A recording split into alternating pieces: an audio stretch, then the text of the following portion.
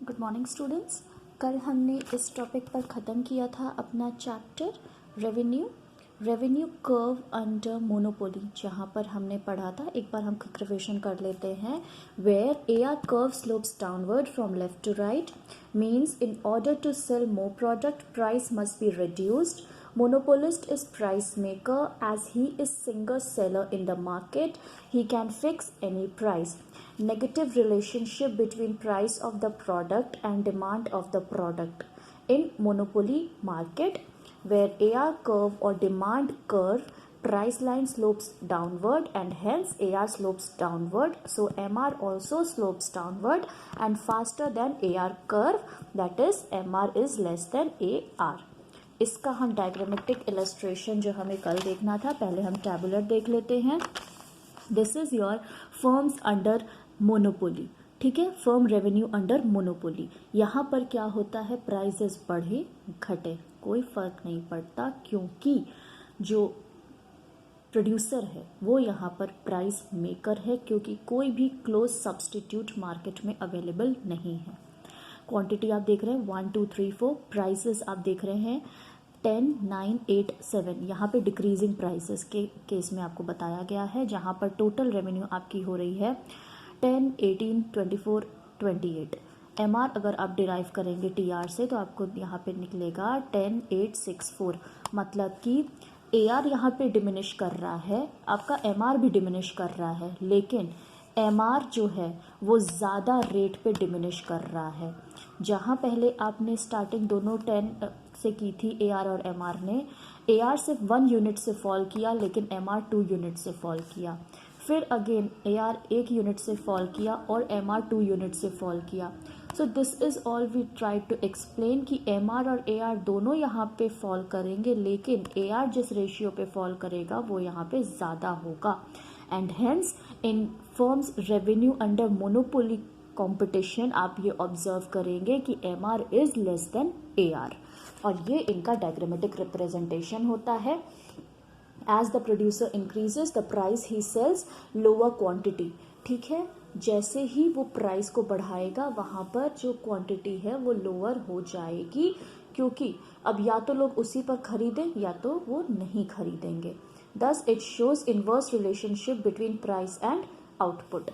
Next, when we come to revenue curve under monopolistic competition, ये क्या है, monopolistic competition as it is same आपका monopoly की तरह होता है। इनका आपने सेम हम यहाँ पर देख रहे हैं, रेवेन्यू जो टेबल है 1 2 3 4 quantity, AR is 10 9.5 9 8.5, TR is 10 19 27 34 and MR is 10 9 8 7। यहाँ पर भी देख रहे हैं दोनों स्लोप डाउनवर्ड कर रहा है, लेकिन जितने रेट पे AR कर रहा है उससे ज़्यादा रेट पे MR यहाँ पे डिक्लाइन कर रहा है। Next, it shows inverse relationship between price and output, ठीक है। AR slopes downward, MR curve slopes faster than AR। यहाँ पर भी क्या हो रहा है, जो AR कर्व है वो भी यहाँ पे स्लोप डाउनवर्ड कर रहा है, लेकिन MR कर्व से ज़्यादा रेट पे स्लोप कर रहा है। जहाँ AR आपका 1 यूनिट 0.5 यूनिट पे डिक्लाइन कर रहा है, वहीं पर आपका MR जो है वो 1 यूनिट पर डिक्लाइन कर रहा है।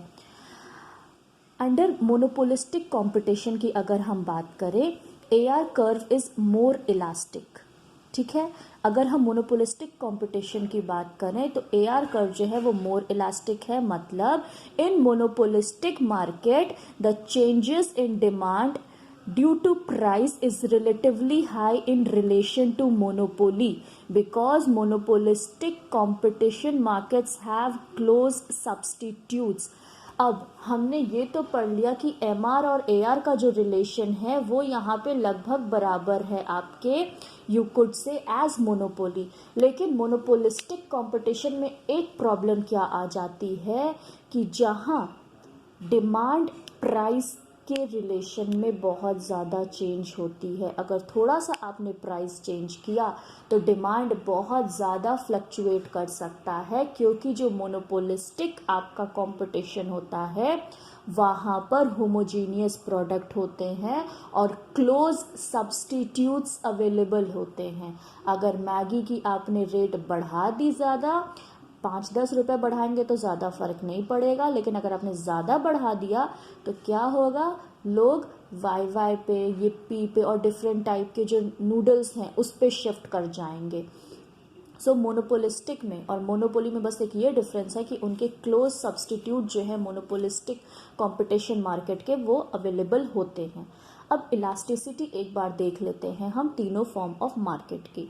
Forms revenue curve in relation to degree of elasticity of demand. So ऐसा हम यहाँ पर प्रिडिक्ट करते हैं डिमांड कर्व को, ठीक है। अगर आप डीपी की बात करें तो इट इज़ परफेक्टली इलास्टिक, ये आप देख रहे हैं, this is perfectly elastic demand curve, ठीक है। Can sell any level of output at prevailing prices and no quantity if it raises its price. इतने प्राइस पे परफेक्टली जो इलास्टिक है, इतने प्राइस पे वो जितना चाहे उतने आउटपुट को सेल करे, इसमें कोई और चेंजेस नहीं आते हैं। नेक्स्ट इज़ योर डीएम, ठीक है। ये जो आपका डीएम कर्व बन रहा है, no close substitute therefore low elasticity of demand.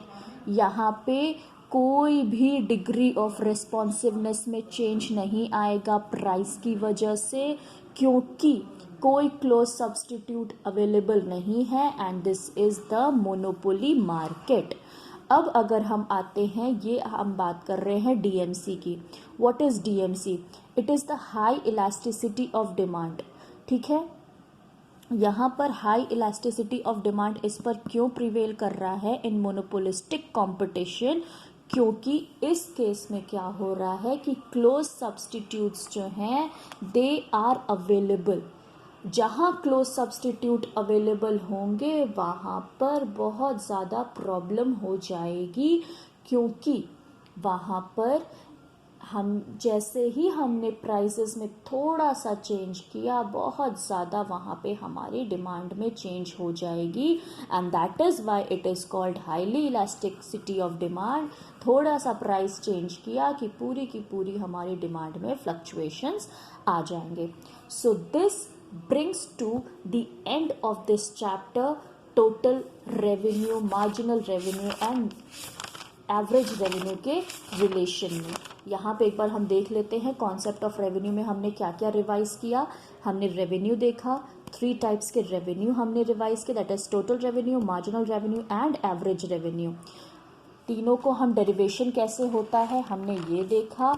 Then we found a table and the observations for the table and the diagrammatic relation between the TR and AR and MR, वो भी हमने देखा।